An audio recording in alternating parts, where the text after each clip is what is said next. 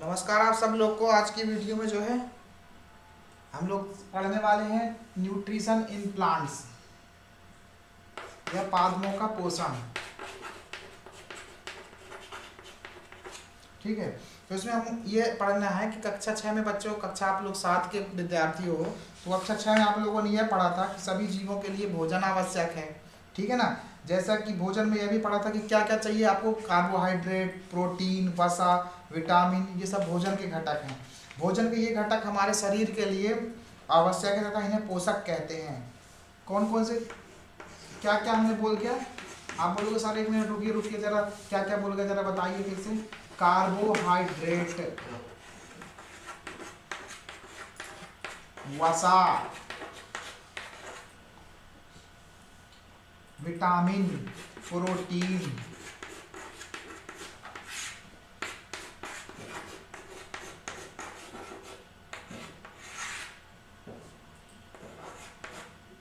Vitamin,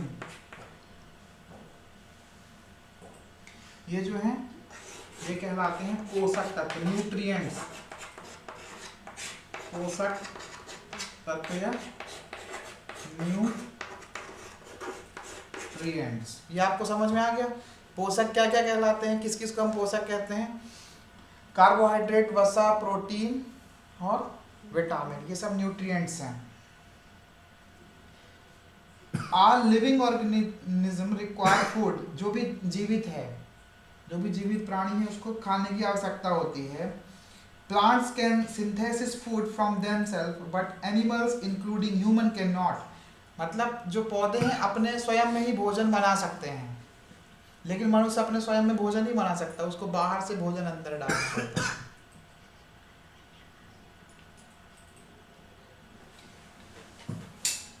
They get it from plants or animal that can eat plant.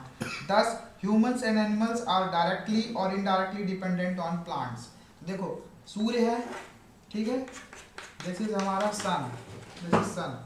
यहाँ पर है पौधे वौधे लगे हुए हैं, बहुत सारे पौधे हैं, प्लांट्स है, झाड़ियाँ हैं,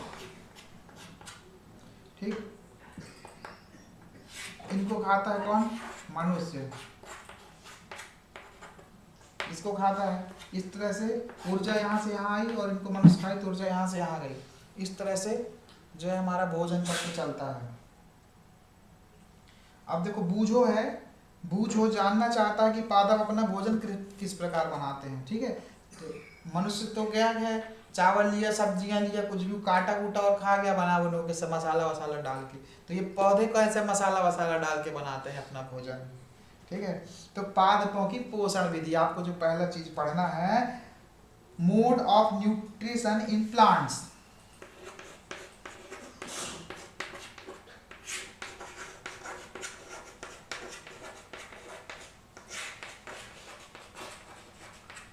पादपों की पोषण विधि।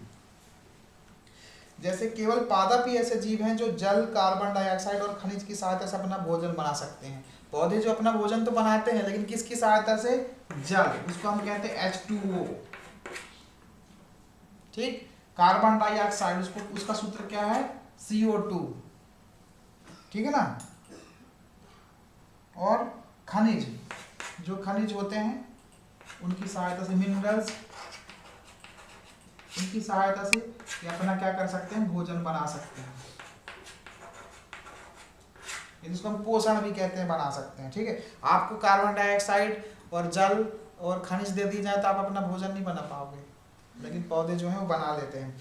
पोषक पदार्थ सजीवों की शारीरिक संरचना, वृद्धि और क्षतिग्रस्त भागों के रखरखाव के लिए समर्थ बनाते हैं तथा विभिन्न जैव प्रक्रमों के लिए आवश्यक ऊर्जा भी प्रदान करते हैं। जैव प्रक्रम एक शब्द आया है, जैव प्रक्रम क्या है,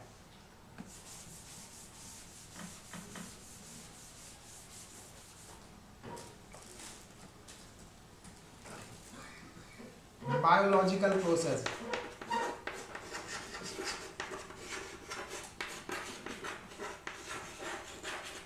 यह जैव प्रक्रम,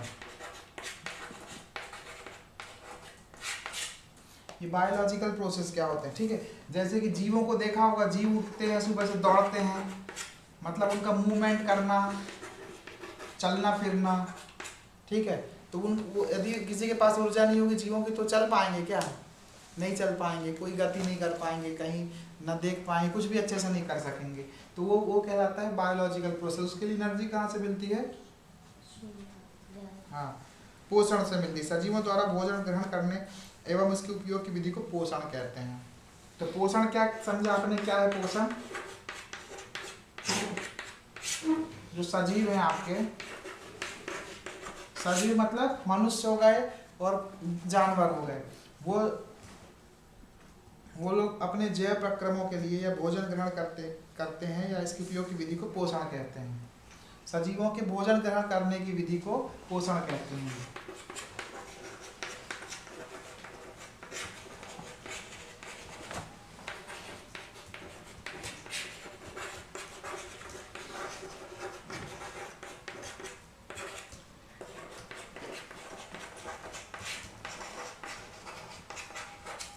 ठीक, आपको समझ में आ जाएगा पोषण या न्यूट्रिशन किसको कहते हैं। द मेथड,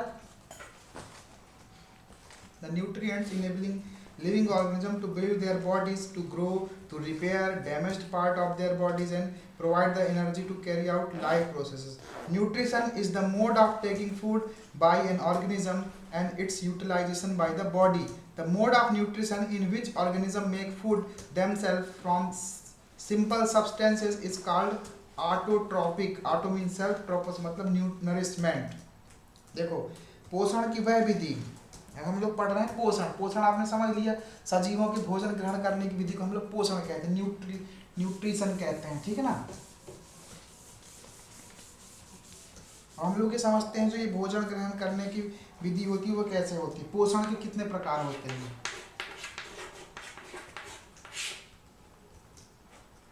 पोषण दो प्रकार के होते हैं, देखिए कौन कौन से। स्वपोषण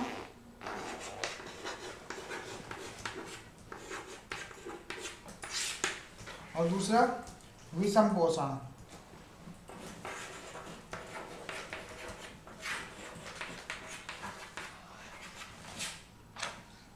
अब देखिए, पोषण की वह विधि जिसमें जीव अपना भोजन स्वयं संश्लेषित करते हैं, ठीक है, स्वपोषण कहलाती है कि अपना भोजन जो है वो स्वयं बनाए, स्वयं संश्लेषित करें, ठीक है, स्वपोषण कहलाती है।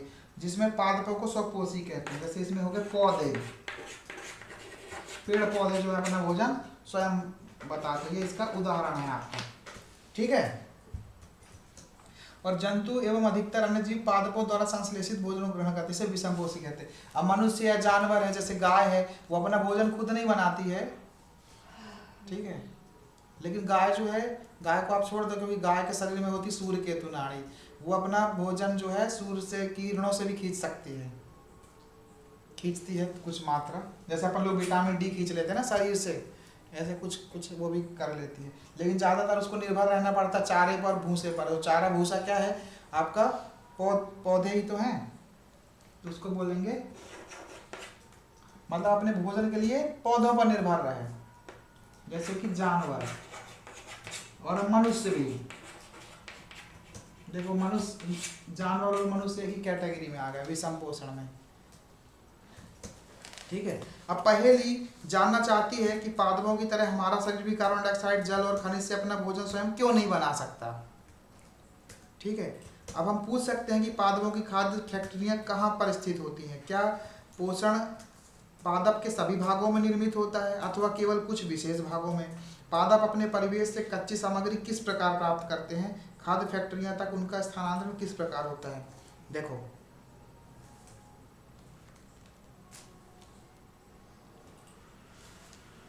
अब जो है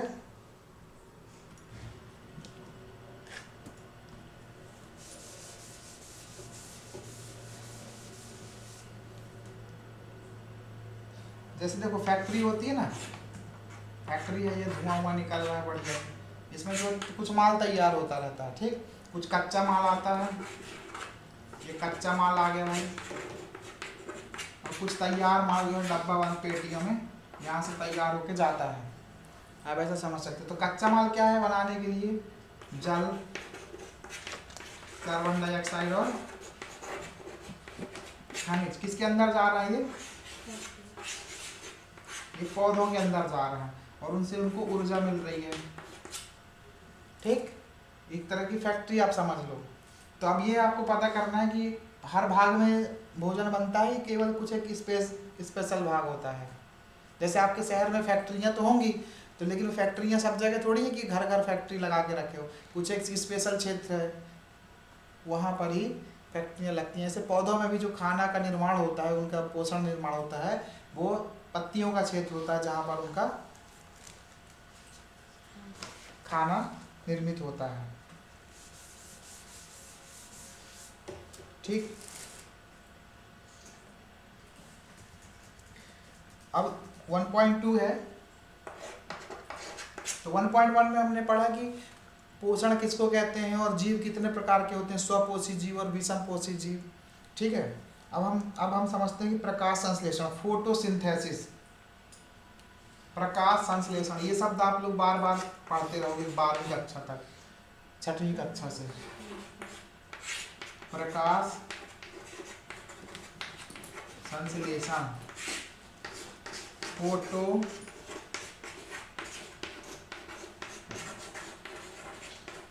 सिंथेसिस। हिंदी मीडियम अंग्रेजी मीडियम में कोई फर्क नहीं है, बस हिंदी मीडियम जो उसका ट्रांसलेशन है।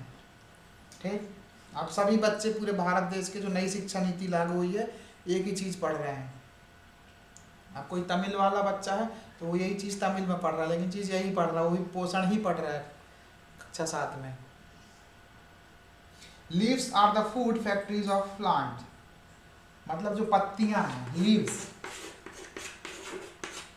पत्तियों को क्या बोलते हैं हम अंग्रेजी में, लीव्स आर द फूड फैक्ट्रियां, वही हैं खाना बनाने की फैक्ट्री, खाना बनाने का स्थान।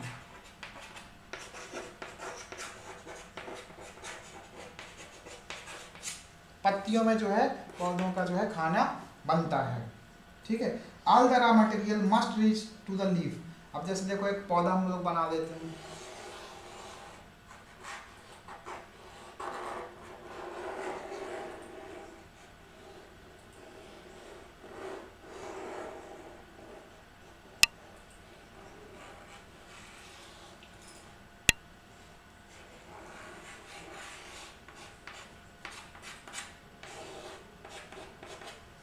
अब ये जो है लीफ बन गई, आपकी पत्ती बन गई। ठीक है, अब यहाँ पे इसको CO2 भी यहीं पर आना चाहिए, जल भी यहीं पर आना चाहिए और खनिज भी यहीं पर आना चाहिए। कहाँ पर, पत्ती में। तो एक पाइपलाइन होती है, देखो पौधे के अंदर जो है पादप, पत्तियां पादप की खाद्य फैक्ट्रियां, तो सभी कच्चे पदार्थ जो है पत्तियों तक पहुंचने चाहिए। मृदा में उपस्थित जल, अब देखो जल कहाँ पर होता है, पौधे की पत्ती में तो आप डालते हो जल, लेकिन सीधे थोड़ी जाता है। आप जब गमले में जब डालते हो ना मिट्टी में, तो मिट्टी सोख लेती पानी को, फिर पानी के कण, जैसे अभी पढ़ा था आपने कि सभी पदार्थ कणों से मिलकर बने होते हैं। तो ये जो कण हैं, जल के कण, देखो ये कहाँ चलना शुरू करते हैं, धीरे धीरे ऊपर की ओर चढ़ना शुरू करते हैं। कैसे, जैसे आप एक तौलिया डाल दो बाल्टी में, सूखी तौलिया, तो धीरे धीरे धीरे धीरे देखोगे कि पानी जो है ऊपर चढ़ना शुरू कर देता है और तौलिया पूरी गीली हो जाती है। कहाँ तक आता है, पत्तियों तक आता है। अब ये पानी के ऊपर चढ़ने की, पानी के कणों को ऊपर चढ़ने की विधि को भी हम कुछ कहते हैं। ठीक है, देखो अब बूझो जानना चाहता है कि जड़ द्वारा अवशोषित जल और खनिज पानी तक किस प्रकार पहुंचते हैं।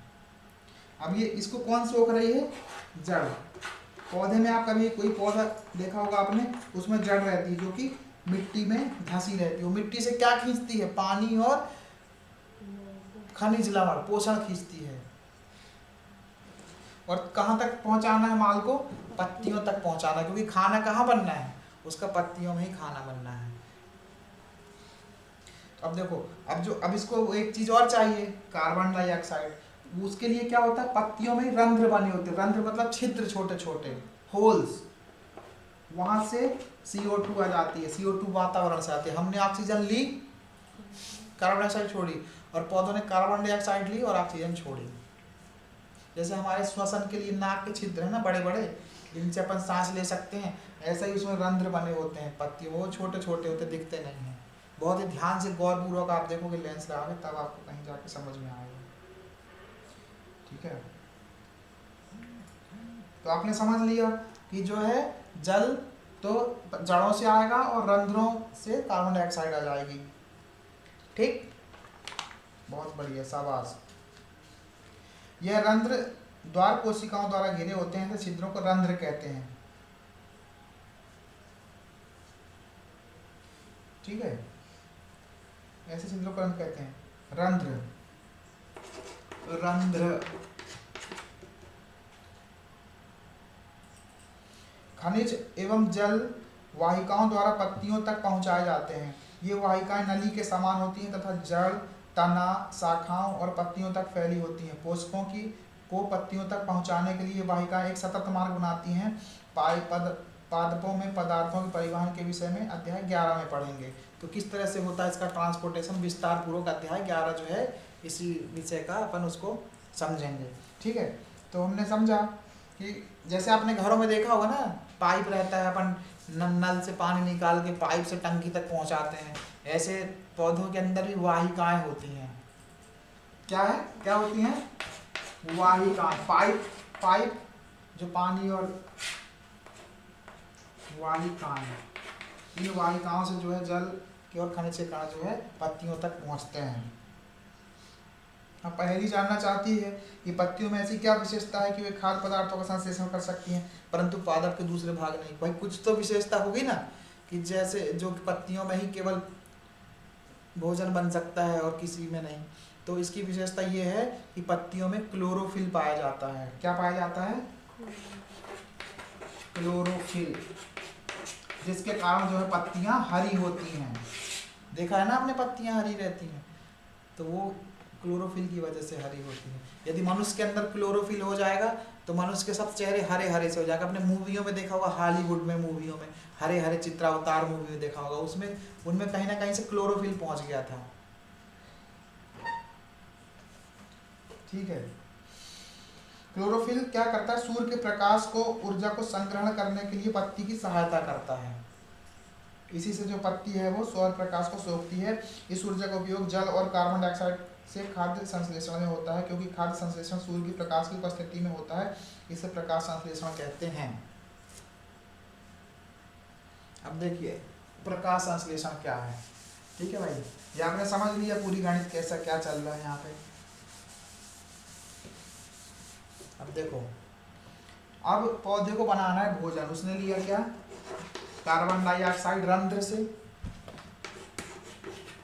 जल लिया वाहिकाओं से, किसकी उपस्थिति रही? क्लोरोफिल की उपस्थिति बस रहना चाहिए। जैसे आपके पापा जी घर में रहते हैं तो आप लोग फटाफट पढ़ना शुरू कर देते हो उपस्थिति से। पापा कुछ करते नहीं लेकिन उपस्थिति मात्र से। ऐसा ही जो है क्लोरोफिल की उपस्थिति से जो है प्रकाश संश्लेषण होने लगता है। और क्या होना चाहिए? सूर्य का प्रकाश होना चाहिए। तो पौधे क्या बना लेते हैं? कार्बोहाइड्रेट का निर्माण करते हैं अपने लिए और पोषण बना लेते हैं। आप ऐसा भी लिख सकते हो, पोषण का निर्माण करते हैं। इस पूरी प्रक्रिया को जो है हम कहते हैं प्रकाश संश्लेषण।